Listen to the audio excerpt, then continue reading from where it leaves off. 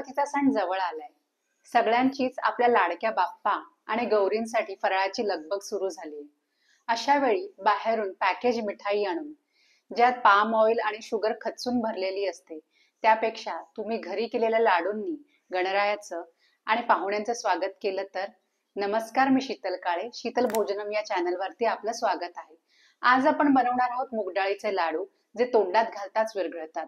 पण यात आहे एक ट्विस्ट. यात आपण घालणार आहोत ऑइल सीड्स, डिंक आणि आळीव, जे केसांसाठी, हाडांसाठी, हृदयासाठी आणि मेंदूसाठीही खूप इम्पॉर्टंट आहे. खूपच अमेझिंग, टेस्टी आणि हेल्दी व्हर्जन बघणार आहोत. चला तर मग रेसिपीला सुरुवात करूया. इथे आपण घेतलाय अर्धा किलो मूग डाळीचं पीठ, साधारण 2.5 कप आहे. गुळ पावडर आहे साधारण 1.5 ते 2 कप. तूप आहे साधारण 1 कप. पाव कप काजू, पाव कप बदाम आणि ह्या आहेत नॅचरल ऑइल सीड्स. यांचं वजन एकूण 100 ग्रॅम आहे. प्रत्येकी 25-25 ग्रॅम जवसाच्या बिया, भोपळ्याच्या बिया, तीळ, सूर्यफुलाच्या बिया आपण घेतल्या आहे. आणि ह्यातच आपण ऍड केलं आहे 25 ग्रॅम आळीव सीड्स. या बिया तुम्हाला कुठल्याही ड्रायफ्रूटच्या दुकानात सहज मिळू शकतील. 2 चमचे डिंक, 1 चमचा खसखस, 2 चमचे वेलची पूड, अर्धा टीस्पून जायफळ पूड, 1 चमचा किसमिस हे लाडूवर लावण्यासाठी आपण घेणार आहोत. आणि ह्या संपूर्ण प्रमाणात एकूण किती लाडू होतात, अंदाजे किती खर्च येतो, या सगळ्याची माहिती मी डिस्क्रिप्शन बॉक्समध्ये दिली आहे. जेणेकरून जर कोणाला घरच्या घरी हे लाडू बनवून विकायचे असतील तर माहिती मिळेल.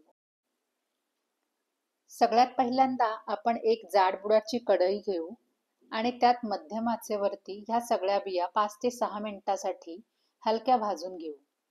भाजताना आपल्याला सतत त्या हलवत राहायचे आहेत.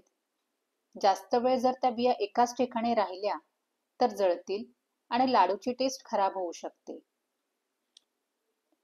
आता आपल्या या बिया छान भाजून झाल्या आहेत. आता मी या बिया एका ताटात काढून घेते. यानंतर खसखस भाजून घेऊ. फक्त 30 ते 40 सेकंदासाठीच भाजून घ्यायची आहे. खसखस लगेचच करपते, त्यामुळे लवकरच आपल्याला काढून घ्यावी लागेल. आता ह्याच कढईत आपण 2 ते 3 टेबलस्पून तूप गरम करायला ठेवू. तूप छान गरम झालं आहे हे पाहूनच आपण डिंक घालू. आपला डिंक छान फुलला आहे आणि आता आपण लगेचच ताटात काढून घेऊ आणि थंड होऊ देऊ. आता ह्याच तुपात आपण काजू आणि बदाम सोनेरी रंगाचे होईपर्यंत परतून घेऊया. काजू आणि बदाम परतताना तूप फार गरम करू नका.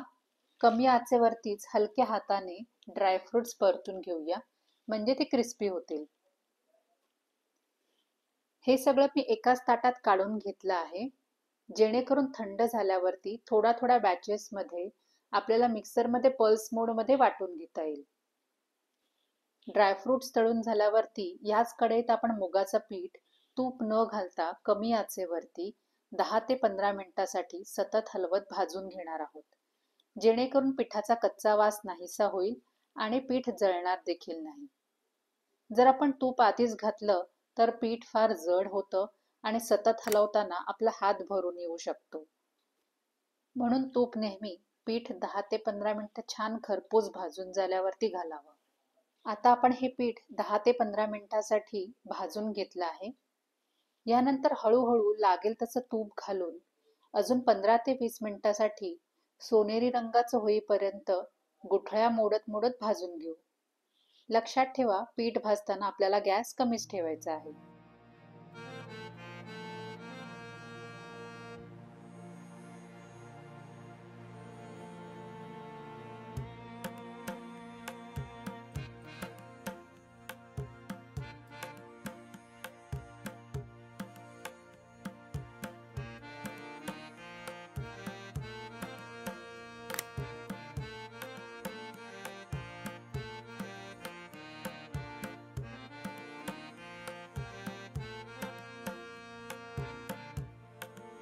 आता आपलं पीठ छान सोनेरी रंगावरती सगळ्या बाजूने भाजून झालं आहे. गॅस बंद करून घेऊ आणि गरम असलेल्या पिठात गुळ पावडर घालून घेऊ. लगेचच हलक्या हाताने गुळ पावडर पिठात मिक्स करून देऊ.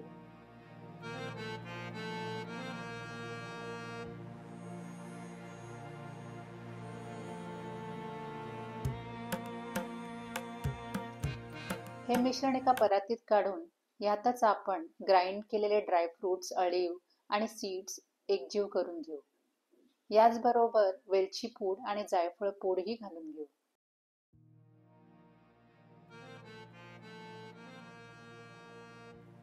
सर्व घटक नीट मिसळून येण्यासाठी हे मिश्रण मी छोट्या छोट्या भागांमध्ये मिक्सरमध्ये पल्स मोडवरती लावून घेत आहे.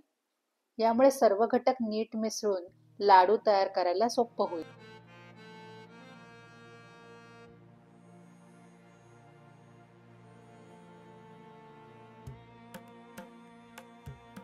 हे पहा, आपलं लाडूचं मिश्रण खूपच छान तयार झालंय. लाडू अगदी सहजच वळला जातोय. लाडूच्या वर एखादा किसमिस ठेवून हलक्या हाताने दाबून घेऊ. लाडू संपूर्ण थंड झाल्यावरच हवा बंद डब्यात साठवून ठेवा. हा व्हिडिओ शेवटपर्यंत पाहण्यासाठी मनापासून धन्यवाद. चॅनलला नक्की सबस्क्राईब करा, कारण जितके जास्त लोक जोडले जातील तितक्या अधिक मी पौष्टिक, चवदार आणि माहितीपूर्ण रेसिपीज तुमच्यासाठी घेऊन येऊ शकेन. मला नक्की कळवा कमेंटमध्ये तुम्हाला या रेसिपीमध्ये काय आवडलं आणि काय कमी वाटलं. त्यामुळे चुका पुन्हा होणार नाहीत आणि व्हिडिओ अधिक चांगले होतील तुमच्या मदतीने.